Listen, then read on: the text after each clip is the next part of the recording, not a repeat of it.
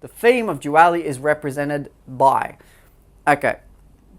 So this is, as I said, the key section of the question. And this is what your discussion is effectively trying to prove. So this is the part you'll be mainly focusing on. That the theme of duality is represented in the text. Now that might seem obvious, but obviously your focusing now would be on trying to prove that rather than tell me different things about that story. So as a marker, I'm more worried about you trying to prove that. I don't really care if you know the story or not. And the only way you can prove to me you know the story is by providing the right sort of evidence which backs up your points. And coming up with some very good examples of things which help to basically prove your idea. So discussing it in isolation is obviously a bad idea as well. You need to have the evidence there, but it should be your main priority. And your discussion should reflect basically the theme of duality, representation of the text. And as I said, your quotes will be your evidence to prove that. So essentially what we've got here is we've got your idea, your interpretation, and all the aspects of your interpretation, so as in your reasons for it, your way of looking at how it's conveyed, and then you would use the text finally as a way to prove how it's conveyed and how it's shown. Basically, that keyword there, represented. Now, your quotes need to have relevance, as I mentioned before. You need to pick something that's going to actually mean something and be linked from your discussion straight back to the question.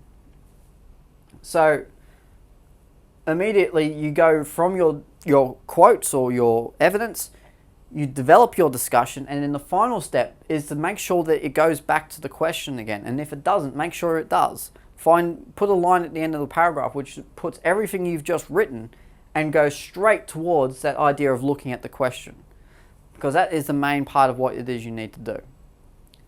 Okay, so now that we've understood the question and we know exactly what it is we need to do, where do we go? Okay, from your answers you should be focusing on developing some ideas which reflect basically how you've interpreted the question, how you've identified what is a part of the question. And you should also work on developing your main points as such that relies on making a number of strong links between the subject and the topic of the question. So basically, you've got an idea now of what it is I exactly need to do. I need to find things that are connecting this idea of duality to the text and how it's represented. So I'm immediately now trying to find some links, and I would try and find multiple links between that idea, what it does, and then relate it straight back to the question and not focus on anything else which might be irrelevant to that. Now, as it is a discussion, you don't have to try and necessarily convince someone that the text has an element of duality to it.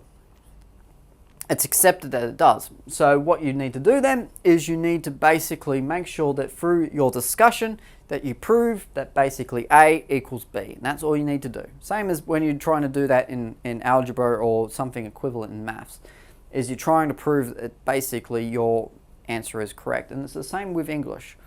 So really that's all you need to do. So remember, when you're answering a question, break it down into keywords, find the key parts of it, look for the things that you can analyze as part of the question, and look at how these form the basis of your main ideas, and choose them very, very carefully to make sure that your main points address what it is you've identified in the question. Have a very careful look at it.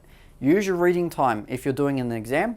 Otherwise, just read the question multiple times, highlight different aspects of the question, highlight those key words, and you will find yourself with a good guide to what it is you need to do in your answer.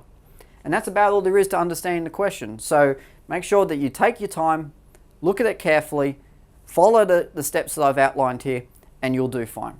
Until next time, I'll see you later.